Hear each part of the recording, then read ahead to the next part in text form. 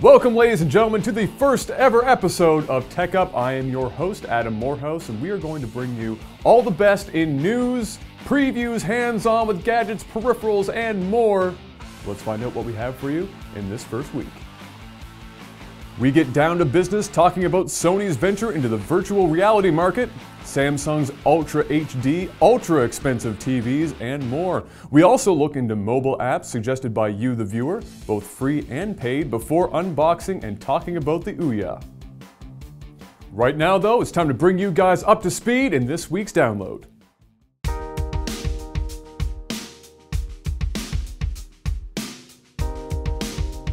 First up, and seemingly out of nowhere, Sony decided that they wanted to join the virtual reality market. At the 2014 Game Developers Conference, Sony announced Project Morpheus, a virtual reality headset much like the Oculus Rift. While it still lags behind the most recent versions of the Oculus Rift, for a first public showing it's more than a little impressive, and it's sure to put some heat on the heels of the competition. There is no release date yet, but Sony confirmed it will definitely not be this year.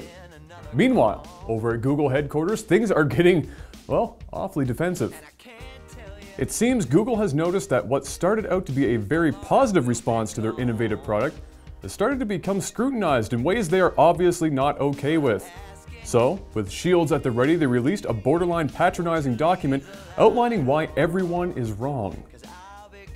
Google denounces the idea that Google Glass covers your eyes or is banned everywhere, or even that it marks the end of privacy. However, it's not as if these ideas are not founded in anything, and the whole thing comes off as a little condescending.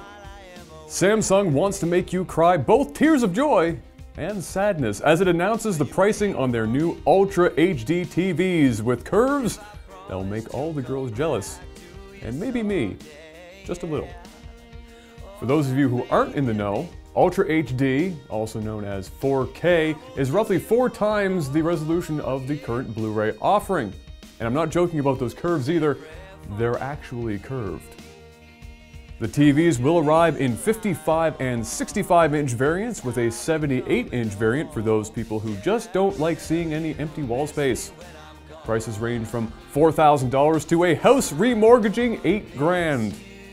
And if you don't feel like spending $4,000 or $5,000 on a new TV, they will be releasing new 1080p flat screen models that do improve on last year's. Now, to keep things a little balanced around here, let's talk about Motorola's new smartwatch.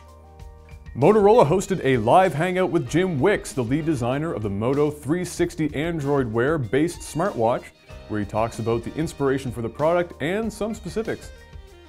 Other than making very sure that we understood that the watch is very round, he also said that the watch is going to aim to conform to the user, and not the other way around. The plan is to release even smaller versions for those people who have, well, smaller wrists, and that different wristbands would also be available, though compatibility between the sizes wasn't clarified. Wicks also said that the battery is top priority, although with no charging ports and Motorola being a bit tight-lipped about the whole thing, it's kind of hard to tell how it's going to charge. There won't be any camera in the watch, which will obviously help, and from what was described it seems the watch is more focused on only providing the most relevant contextual information. Pricing wasn't mentioned, but it looks like it's set for a summer 2014 launch. Also, it's going to run on any Android phone running 4.3 or later. Now that you're a little bit more up to speed and a little bit wiser, stay tuned because after the break we're going to talk about some apps that you are absolutely going to want. Stick around.